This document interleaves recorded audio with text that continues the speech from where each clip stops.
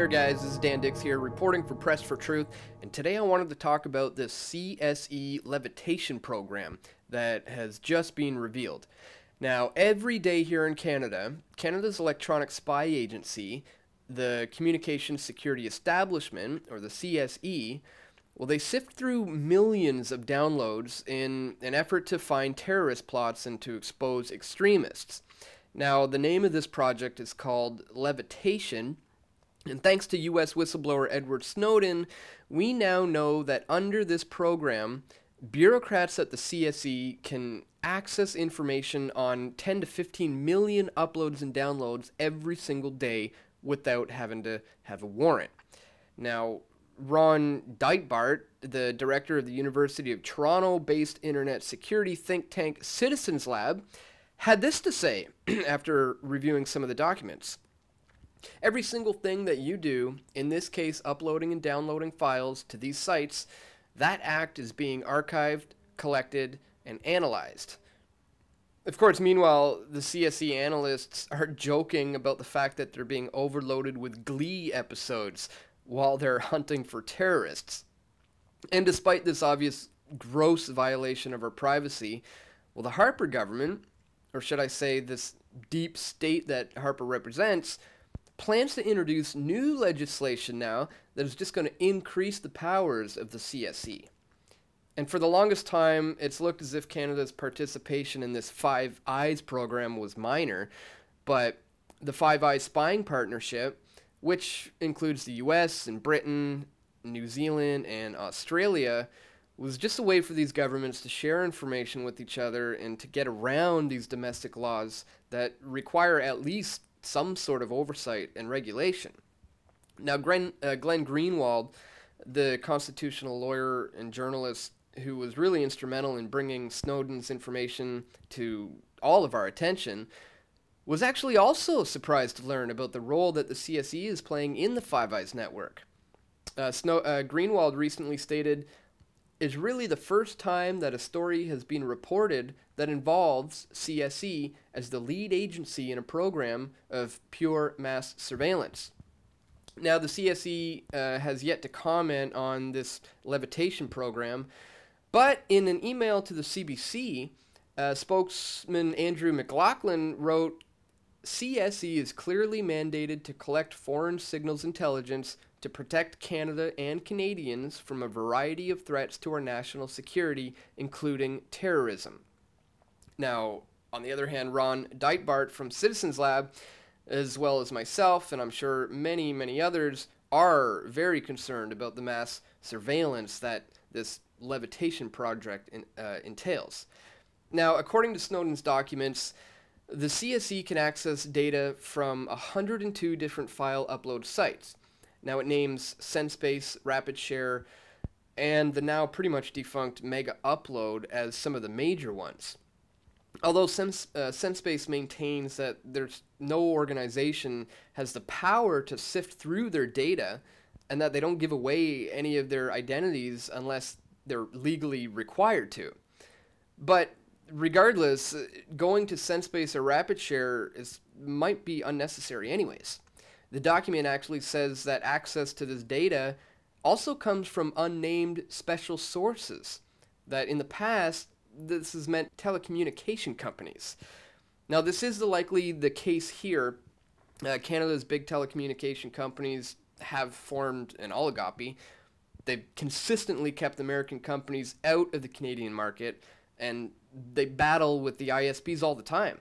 And as any Canadian can tell you, phone and internet bills in Canada are a very, very high price for a very low quality of service.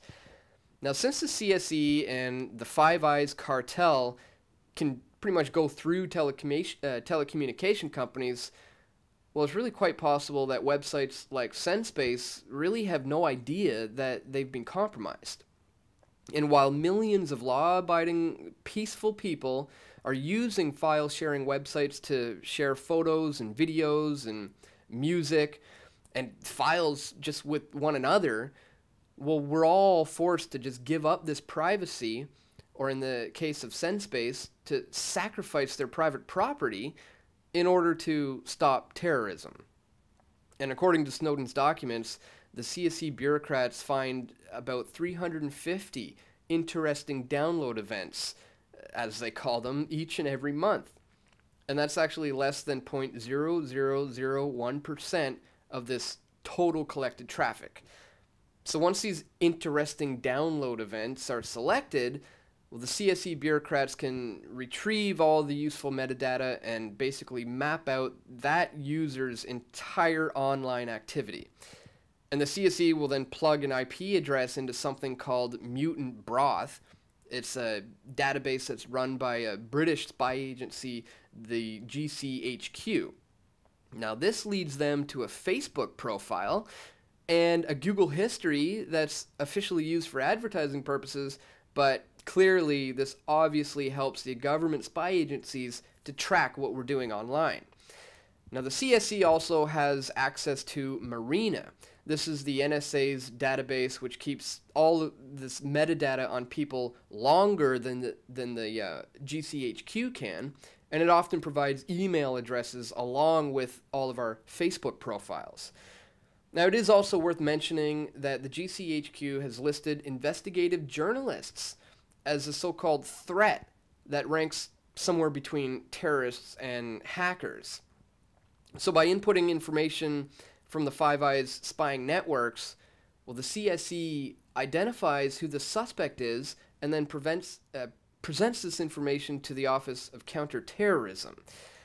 Now, it's unclear just how long Levitation has been operational. The CSE says that its foreign agencies have played a vital role in uncovering foreign-based extremists. Efforts to attract, radicalize, and train individuals to carry out attacks in Canada and abroad. But, of course, they offered no kind of specifics about this Levitation program.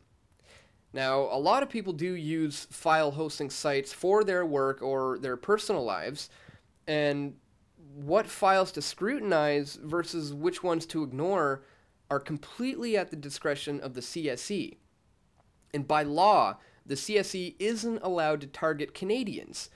But according to the Snowden's documents, 2 Montreal-based servers were on the CSE's list of suspicious downloads. And besides, the whole point of the Five Eyes sharing program is to go around these domestic laws.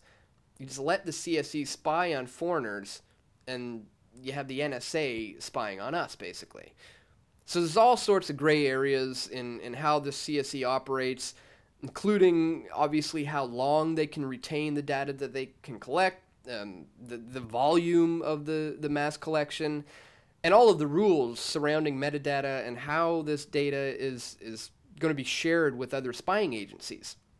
So to sum it up, Canada and its Five Eyes spying partners are aggregated metadata on hundreds of millions, if not trillions, of files that have been uploaded and downloaded from all over the world, and every day the CSE sifts through 10 to 15 million uploads and download events.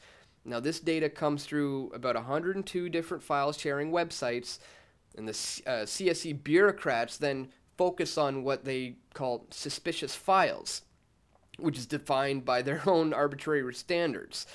Now, every month, they identify 350 so-called interesting download events related to extremism or terrorism. And note here that even the term extremism is now being demonized. Like as if any kind of radical or anyone who falls outside of the approved opinions of the corporate state model are extremists. So once the interesting files are recognized, well, the IP address is then identified and it gives them the location of the computer network. And the IP address is plugged into this Mutant Broth, the database that's run by the British, which stores billions of internet cookies, the very same cookies that are used to target advertisers on Facebook and Google. Now, with this data, they then piece together the target's online activity. And they can pretty much map out every single thing that you do.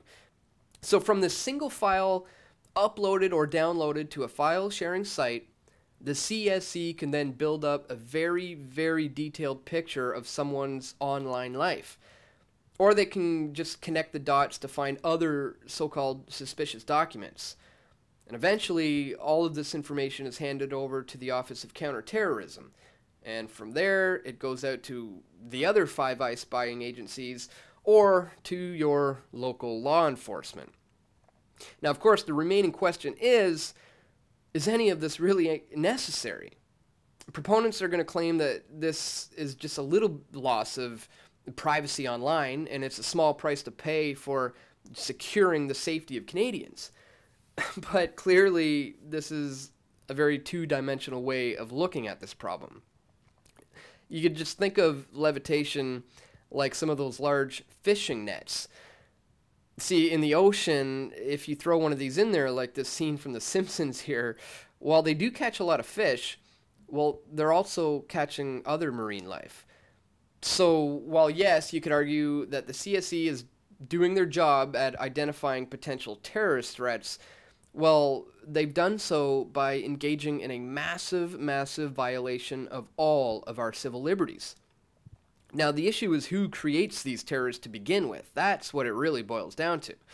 And the answer is it's the exact same government apparatus that's responsible for the CSE. If the Harper government is bombing overseas and funding and training ISIS to fight Assad in Syria, but then fighting ISIS in Iraq, well, then the problem is this insane foreign policy. Canada, the US, and many other Western nations are the ones who are creating terrorists here. It's the foreign policy of the Western nations that creates the problem. And their solution, of course, is, well, just to spy on all of us, to violate our privacy and all of our freedoms due to this mess that they have created. And bureaucracies like the CSE, or the NSA, or CSIS, or the CIA, well, they do far more to threaten all of our civil liberties than Al-Qaeda or ISIS could. And once the public finally understands this fact, well, then we can start taking back our nations. And once a significant minority realizes that the real threat to our freedoms here and our safety comes from the Western governments, then we can restore our liberty and just put an end to what is literally coming right out of George Orwell's 1984. So that's all for today, folks. I want to thank you once again for tuning in. Be sure to subscribe to us here on YouTube if you haven't already, and please check the links in the description to where you can find us on Facebook, Instagram, and Twitter. And stay tuned, guys. We're going to have a lot more video reports coming very soon right here at pressfortruth.ca.